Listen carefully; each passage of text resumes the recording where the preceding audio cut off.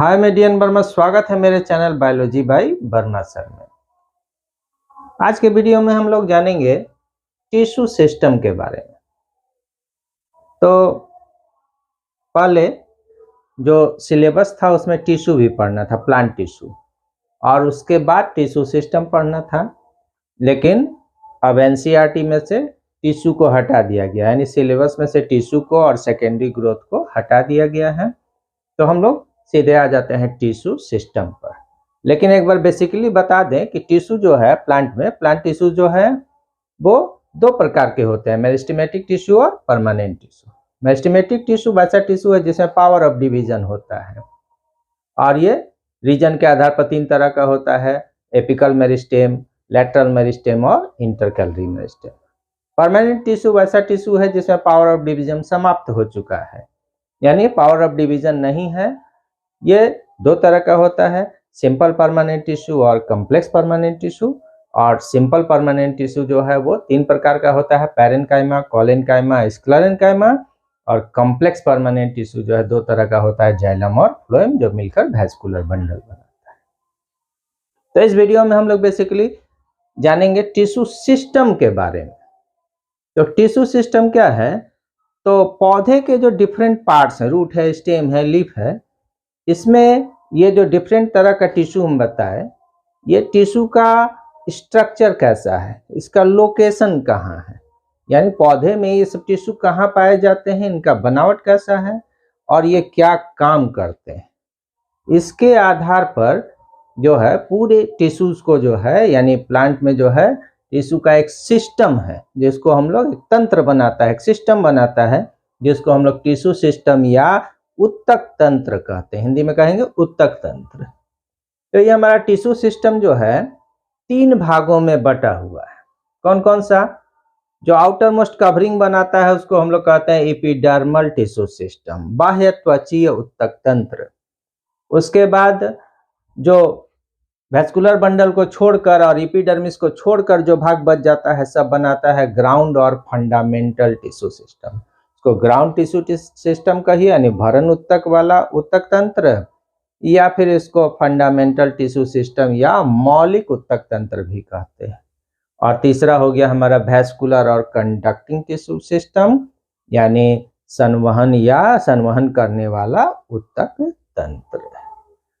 तो एक एक करके जो है तीनों के बारे में जानेंगे। पहले जान लेते हैं एपिडर्मल टिश्यू सिस्टम के बारे में। अब एपिडर्मल टिश्यू सिस्टम भी जो है को हम लोग तीन भाग में बांट कर पढ़ेंगे। पहले जान लेंगे एपिडर्मल सेल्स के बारे में, फिर जान लेंगे उस पर उपस्थित जो स्टोमेटा है उसके बारे में, और फिर जान लेंगे एपिडर्मल अपेंडेजेस के बारे में, यानी इस दोनों के अलावा कुछ अतिरिक्त संरचना एपिडर्मिस पर लगे रहते हैं जिसको एपिडर्मल अपेंडेजेस कहते हैं। एपिडर्मिस से उभार के रूप में निकले रहते हैं जिनको हम लोग ट्राइकोम्स या हेयर्स कहते हैं। तो जो हमारा एपिडर्मल टिश्यू सिस्टम है, इसके एपिडर्मल सेल्स के बारे में पहले जान लेते हैं। जो पौधे का प्राइमरी प्लांट बॉडी है, प्राथमिक जो है उसका जो शरीर है, इसका जो सबसे बाहरी परत होता है इसी को एपिडर्मिस या बाह्य त्वचा कहते हैं। रूट के केस में इसको एपिब्लेमा या पिलीफेरस लेयर कहा जाता है। यह जो एपिडर्मिस है यह कहता है कि आउटर मोस्ट लेयर होता है, सबसे बाहरी परत होता है, और इस एपिडर्मिस को बनाने वाले जो सेल्स हैं वो पैरेन्काइमेटस होते हैं, यानी मृदुतक होते हैं। और इन सेल्स में जो पैरेन्काइमेटस सेल्स है इसके अंदर साइटोप्लाज्म जो है कम होता है, और ये भीतरी जो है वाल से सटा रहता है, और बीच में बड़ा वैक्यूल होता है। शेप कैसा होता है सेल्स का? तो सेल का शेप जो है बैरल शेप्ड होता है, पीपेनुमा होता है, सेक्शन में बैरल शेप दिखेगा। ये सारे सेल्स जो है कॉम्पैक्टली अरेंज्ड होते हैं, यानी सटे रहते हैं, इनके बीच में कोई अंतःकोशिकीय अवकाश, इंटरसेलुलर स्पेस नहीं पाया जाता है।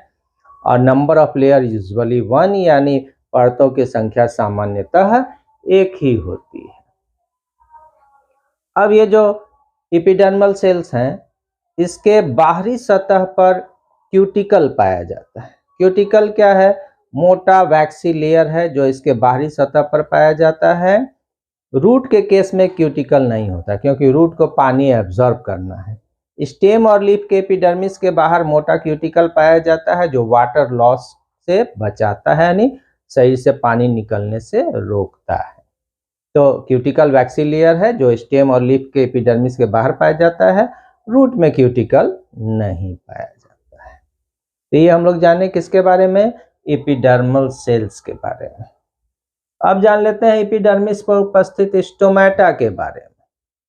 तो स्टोमेटा क्या है, तो स्टोमेटा जो है स्मॉल पोर्स हैं, ठीक है, जो कि न्यूमरस जो है संख्या में होते हैं, संख्या में कई होते हैं और ये सामान्यतः जो है लीफ में पाए जाते हैं। तो लीफ के एपिडर्मिस पर जो स्टोमेटा होता है यह 2 गार्ड सेल से बना होता है। 2 गार्ड सेल्स स्टोमेटा को बनाते हैं। स्पेशल सेल्स हैं जिनको गार्ड सेल्स कहते हैं। मोनोकॉट प्लांट्स के जो जैसे ग्रासेज हैं, इसके जो स्टोमेटा है इनको बनाने वाले जो गार्ड सेल्स हैं ये डम्बेल शेप्ड होते हैं। और डाइकोट प्लांट्स में जो स्टोमेटा है इनको बनाने वाले जो गार्ड सेल्स हैं ये किडनी शेप्ड या रेनिफॉर्म या बीन सीड शेप्ड सेम के बीच के आकृति के होते हैं।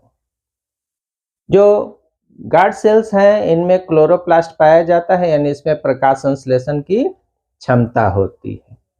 गार्ड सेल्स जो है का बाहर के तरफ का जो दीवार होता है वैसा दीवार जो बाहर के तरफ है, अंदर के तरफ नहीं। जो बीच में स्टोमेटल पोर है इसके तरफ का दीवार नहीं, बाहर के तरफ का दीवार ये जो है पतला होता है और अंदर के तरफ स्टोमेटल पोर जहां बन रहा है अंदर के तरफ का दीवार इनका मोटा होता है। यानी गार्ड सेल्स का बाहर के तरफ का दीवार जो है ये पतला है, बाल जो है वो थिन है, और अंदर के तरफ का जो स्टोमेटल पोर को बना रहा है ये थिक होता है। गार्ड सेल्स में बताया कि क्लोरोप्लास्ट पाए जाते हैं और ये प्रकाश संश्लेषण करने में सक्षम होता है। गार्ड सेल्स जो है के खुलने और बंद होने के प्रक्रिया को स्टोमेटल मूवमेंट कहते हैं। मेजोफिटिक प्लांट्स में ये गार्ड सेल्स दिन में खुलते हैं और रात में बंद रहते हैं, जबकि डेजर्ट प्लांट्स में ये दिन में बंद रहते हैं और रात में खुलते हैं। और गार्ड सेल्स के बीच में जो पोर है, जब ये स्टोमेटा ओपन रहेगा तो बीच में जो पोर है, छिद्र है, ये जो है स्टोमेटल पोर कहलाता है, ठीक है। वातरंध्र छिद्र कहते हैं इसको, स्टोमेटल पोर कहा जाता है इसको। तो ये वातरंध्र छिद्र हो गया, स्टोमेटल पोर हो गया, जो कि गार्ड सेल्स के बीच में बना हुआ है। दोनों तरफ से गार्ड सेल्स हैं, बीच में ये पोर है। अब गार्ड सेल से सटे हुए कुछ स्पेशल सेल्स होते हैं जो सब्सिडियरी सेल्स कहलाते हैं, सहायक कोशिका, जो गार्ड सेल्स को मदद करते हैं ओपनिंग और क्लोजिंग में। तो गार्ड सेल्स जो है कैसे जो है स्टोमेटल पोर को खोलते हैं, बंद करते हैं, इसमें सब्सिडरी सेल का भी योगदान होता है। तो कहता है कि ये जो स्टोमेटल पोर है, गार्ड सेल्स हैं और बाहर जो सब्सिडरी सेल्स का एक लेयर है, इनके बाहर सब्सिडरी सेल्स का जो है एक लेयर जो पाया जा रहा है, ये जो है कहता है तीनों मिलकर जो है स्टोमेटल अपरेटस बनाते हैं। कौन कौन सा, गार्ड सेल के बाहर, जस्ट बाहर जो सेल्स हैं सब्सिडरी सेल्स, फिर 2 गार्ड सेल्स हो गए और स्टोमेटल पोर जो हो गया, तीनों मिलकर स्टोमेटल अपरेटस बनाता है। अब स्टोमेटा जो है एपिडर्मिस पर पाए जाते हैं लीफ में, और मैं बताया था कि जो डाइकोट लीफ है इसमें अपर सरफेस पर स्टोमेटा बहुत कम होते हैं, ज़्यादा से ज़्यादा स्टोमेटा लोअर सरफेस पर होते हैं, हाइपोस्टोमेटिक कंडीशन है। और मोनोकॉट लीफ में स्टोमेटा दोनों सरफेस पर लगभग समान संख्या में पाए जाते हैं। गार्ड सेल्स के शेप में अंतर है बताया, डाइकोट के स्टोमेटा के गार्ड सेल्स का शेप जो है किडनी शेप्ड है, मोनोकॉट में कैसा है, डम्बेल शेप्ड है। अब इसका फंक्शन जान लेते हैं। स्टोमेटा करता क्या है कि ये ट्रांसपीरेशन और गैसियस एक्सचेंज में भाग लेता है। इसी से होकर O2 और CO2 का विनिमय होता है, एक्सचेंज होता है, और पौधे जो पानी एब्जॉर्ब करते हैं उसका अधिकांश भाग जो है वाष्प के रूप में, वेपर के रूप में निकाल देते हैं। पौधे से पानी का भाप के रूप में निकलना ट्रांसपीरेशन कहलाता है, और स्टोमेटा जो है जब खुला रहेगा तो ये ट्रांसपीरेशन जो है करता है, यानी स्टोमेटा ट्रांसपीरेशन में भाग लेते हैं। इस घटना को स्टोमेटल ट्रांसपीरेशन कहते हैं। तो ये हो गया हम लोग के स्टोमेटा के बारे में। अब जान लेते हैं एपिडर्मल अपेंडेजेस के बारे में। तो एपिडर्मल सेल्स और स्टोमेटा के अलावे एपिडर्मिस पर कुछ और भी जो है उभार के रूप में निकले रहते हैं, जिन्हें ट्राइकोम्स या हेयर्स कहते हैं। अब जो रूट है इसके एपिब्लेमा से, इसके एपिडर्मिस से जो एपिडर्मल सेल है ये एक्सटेंशन के रूप में बाहर निकला रहता है, हेयर लाइक स्ट्रक्चर निकले रहते हैं जो एपिडर्मल एक्सटेंशन है, यानी जिसको रूट हेयर्स कहते हैं, मूल रोम कहते हैं। ये मूल रोम जो है यूनिसेलुलर यानी एक कोशिकीय होते हैं, क्योंकि एपिडर्मिस का सेल ही एक्सटेंड होकर इनको बनाता है। लेकिन जो स्टेम है या फिर लीफ है, इसके सरफेस पर जो है जो हेयर्स पाए जाते हैं ये ट्राइकोम्स कहलाते हैं, और ये मल्टी सेलुलर होते हैं, बहुकोशिकीय होते हैं, एक से अधिक सेल से बने होते हैं।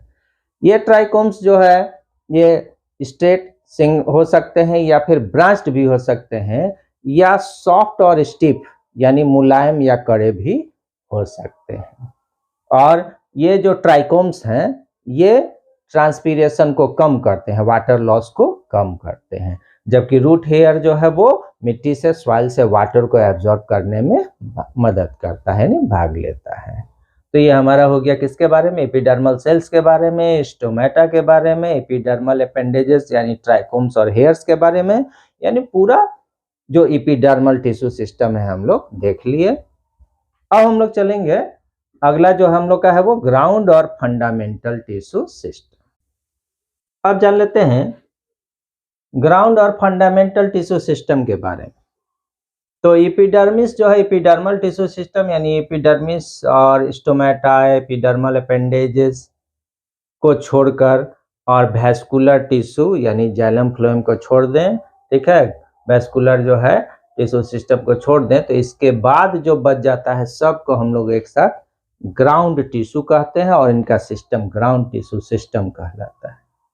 तो ग्राउंड टिश्यू सिस्टम के अंतर्गत एपिडर्मिस को छोड़ दिए तो हाइपोडर्मिस, कॉर्टेक्स, इंडोडर्मिस, पेरिसाइकल, पिथ या मेडुला और मेडुलरी रेस सब आते हैं। तो जो ग्राउंड टिश्यू सिस्टम है किस तरह के टिश्यू से बना हुआ है, तो ये सिंपल परमानेंट टिश्यू से बना होता है। इसके सेल्स पैरेन्काइमेटस हो सकते हैं, कोलेनकाइमेटस हो सकते हैं, या फिर स्क्लेरेनकाइमेटस हो सकते हैं। अब कहता है कॉर्टेक्स जो है ये रूट्स में और डाइकॉट स्टेम में पाया जाता है, क्योंकि मोनोकॉट स्टेम का ग्राउंड टिश्यू डिफरेंशिएटेड नहीं होता, इतने सारे लेयर में बटा हुआ नहीं होता है। तो कॉर्टेक्स जो है रूट्स में दोनों मोनोकॉट और डाइकॉट रूट और डाइकॉट स्टेम में पाया जाता है। इसको बनाने वाले सेल्स जो है पैरेन्काइमेटस सेल होते हैं, इनका शेप गोल या अंडाकार होता है, इनके बीच में इंटरसेलुलर स्पेस पाया जाता है, कई लेयर के होते हैं, मल्टी लेयर्ड होते हैं, और इनका फंक्शन क्या होता है, तो ये फूड स्टोरेज में भाग लेते हैं। उसके बाद हाइपोडर्मिस जो है केवल स्टेम में पाया जाता है, रूट में हाइपोडर्मिस नहीं पाया जाता है। तो स्टेम में हाइपोडर्मिस पाया जाता है एपिडर्मिस के नीचे। मोनोकॉट स्टेम में जो हाइपोडर्मिस है वो स्क्लेरेनकाइमेटस होता है, 2 से 4 लेयर का बना होता है। सेक्शन में इसका सेल जो है हेक्सागोनल दिखेगा, इंटरसेलुलर स्पेस नहीं होगा इसमें, और ये जो है मैकेनिकल सपोर्ट देता है, मजबूती देता है पौधे को। और डाइकॉट स्टेम का जो हाइपोडर्मिस है वो कोलेनकाइमेटस होता है, कोलेनकाइमा से बना होगा, यानी सेल्स के कॉर्नर पर जो है पेक्टोसेलुलोज का जमा होगा, इसलिए इंटरसेलुलर स्पेस छोटा होगा या एब्सेंट होगा। नंबर ऑफ लेयर्स 2 से 4 हो सकते हैं।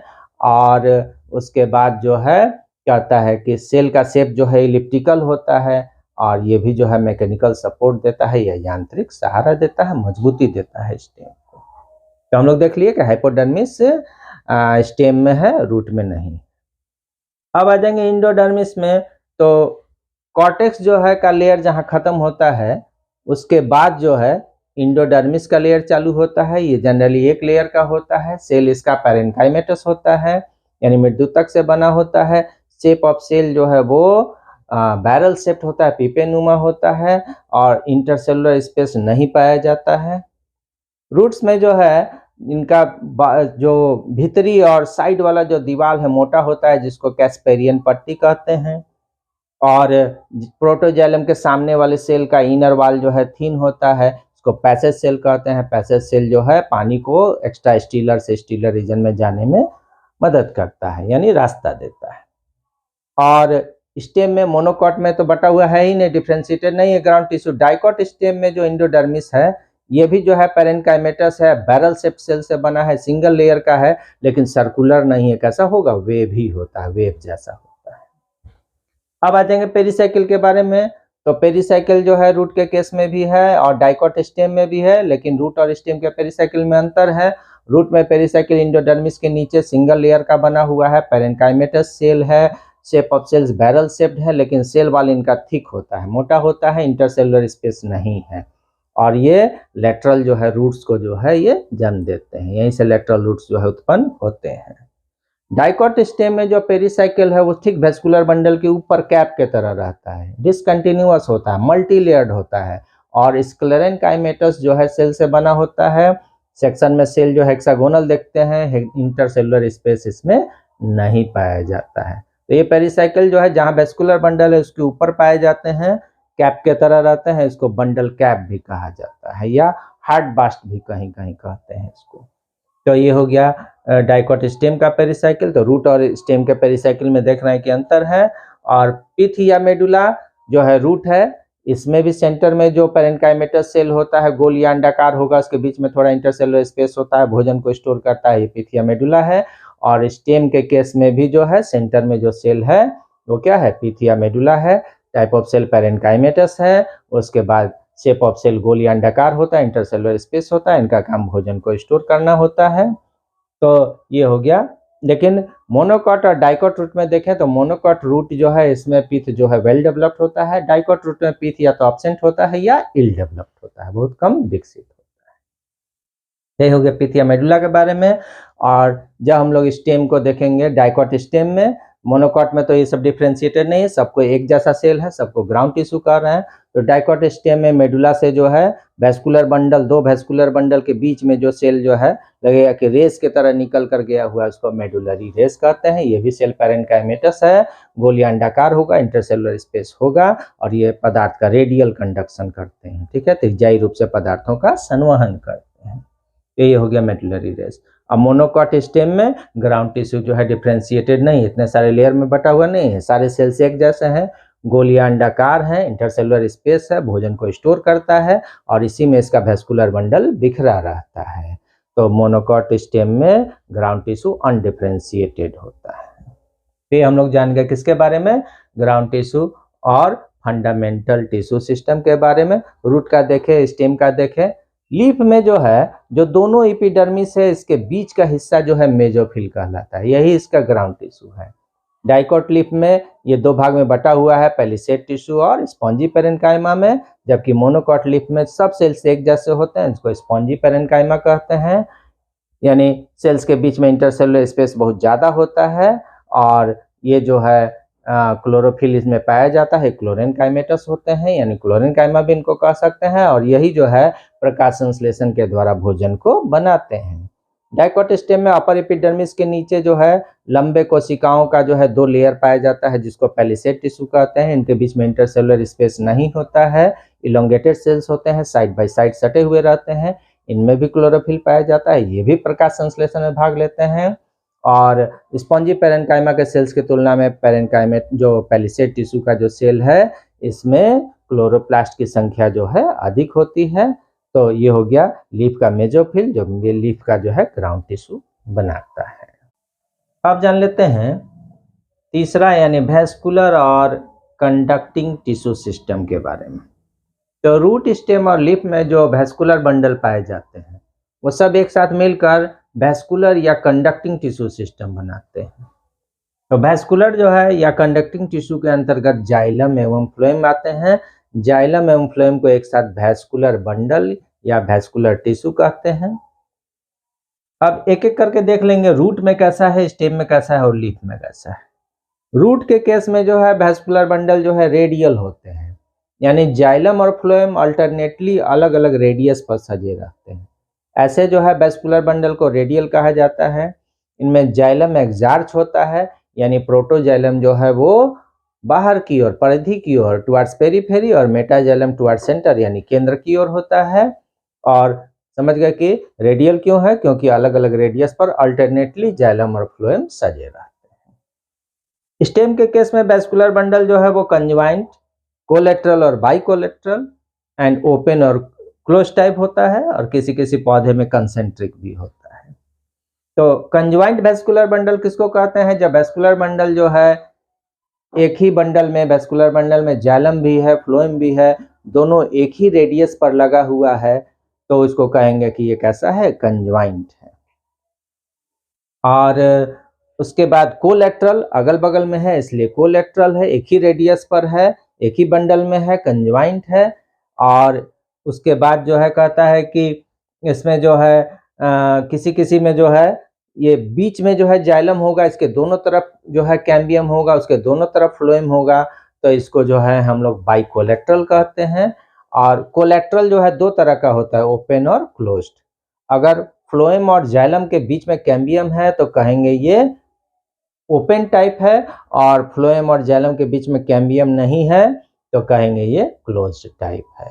कैम्बियम जो है ये सेक्शन में जो है रेक्टेंगुलर जो है टिश्यू दिखता है। कैम्बियम जो है ये सेकेंडरी ग्रोथ लाता है, कैम्बियम जो है सेकेंडरी ग्रोथ में मदद करता है। ये जो है बाहर के तरफ डिवाइड करके सेकेंडरी फ्लोएम और अंदर के तरफ सेकेंडरी जाइलम का निर्माण करता है। तो जहाँ कैम्बियम रहेगा ऐसे वैस्कुलर बंडल को कहेंगे ओपन टाइप है, कैम्बियम नहीं है तो कहेंगे क्लोज टाइप है। और इसमें जो है क्या कहते हैं, आप जान लेते हैं मोनोकॉट और डाइकॉट में। तो मोनोकॉट स्टेम जो है, मोनोकॉट स्टेम का जो वैस्कुलर बंडल है उसमें जो है कहता है कि ये कैम्बियम एब्सेंट होता है, यानी वैस्कुलर बंडल जो है कैसा है? कंजवाइंट है, कोलेट्रल है और क्लोज्ड टाइप है, यानी उसमें कैम्बियम नहीं है। यही कारण है कि मोनोकॉट प्लांट्स में सेकेंडरी ग्रोथ जनरली नहीं होता है। कुछ एक्सेप्शंस हैं, उसको छोड़ दें तो सेकेंडरी ग्रोथ नहीं होता है। और डाइकॉट स्टेम में जो वैस्कुलर बंडल है कोलेट्रल या बाइकोलेट्रल, कंजवाइंट तो है ही, कोलेट्रल और बाइकोलेट्रल या कंसेंट्रिक भी किसी किसी पौधे में होता है। तो कहता है कि कंजवाइंट तो समझ ही गए, और कोलेट्रल है अगल बगल में है, फ्लोएम बाहर की तरफ है, जाइलम जो है अंदर की तरफ है, phloem towards periphery, xylem towards the centre. और उसके बाद बीच में जो है कैम्बियम है, यानी कैसा है? ये ओपन टाइप है। तो कंजवाइंट है, कोलेट्रल है, अगल बगल में जाइलम फ्लोएम है, एक ही फ्लोएम है, एक ही जाइलम है, बीच में कैम्बियम है, यानी जाइलम का एक बंडल, फ्लोएम का एक बंडल, बीच में कैम्बियम है तो कोलेट्रल है। बीच में जो है जाइलम है, इसके दोनों तरफ कैम्बियम है, कैम्बियम के दोनों तरफ जो है अगर फ्लोएम है तो बाइकोलेट्रल है। जाइलम फ्लोएम को घेरे हुए है या फ्लोएम जाइलम को घेरे हुए है तो कंसेंट्रिक है। तो ये हो गया स्टेम का जो है वैस्कुलर बंडल। फ्लोएम हमेशा बाहर की तरफ रहता है, जाइलम हमेशा अंदर की तरफ रहता है। जाइलम एंडार्च होता है, यानी जाइलम का मेटाजाइलम हमेशा बाहर की ओर, परिधि की ओर रहेगा, पेरिफेरी की ओर रहेगा, और प्रोटोजाइलम हमेशा सेंटर की ओर रहता है। तो ये हो गया स्टेम का जो है वैस्कुलर बंडल हम देख लिए। लीफ में जो है वैस्कुलर बंडल कंजवाइंट होता है, यानी ये भी जो है एक ही बंडल में फ्लोएम और जाइलम पाए जाते हैं। और जाइलम जो है वो कहता है कि ऊपर की तरफ रहता है, अपर एपिडर्मिस के तरफ, और फ्लोएम जो है वो लोअर लिप एपिडर्मिस के तरफ रहता है। तो यहाँ भी वैस्कुलर बंडल कैसा है? तो कंजवाइंट ही है। तो ये हो गया रूट, स्टेम, लीफ का सारा वैस्कुलर बंडल का टाइप, जो एक साथ मिलकर क्या बनाता है? वैस्कुलर और कंडक्टिंग टिश्यू सिस्टम बनाता है। तो इस वीडियो में हम लोग जाने टिश्यू सिस्टम के बारे में, एपिडर्मल टिश्यू सिस्टम, उसके बाद ग्राउंड टिश्यू सिस्टम और वैस्कुलर और कंडक्टिंग टिश्यू सिस्टम के बारे में जाने। तो अगर आपको मेरा वीडियो अच्छा लगा हो तो मेरे वीडियो को लाइक कीजिए, शेयर कीजिए और मेरे चैनल को सब्सक्राइब कीजिए। धन्यवाद।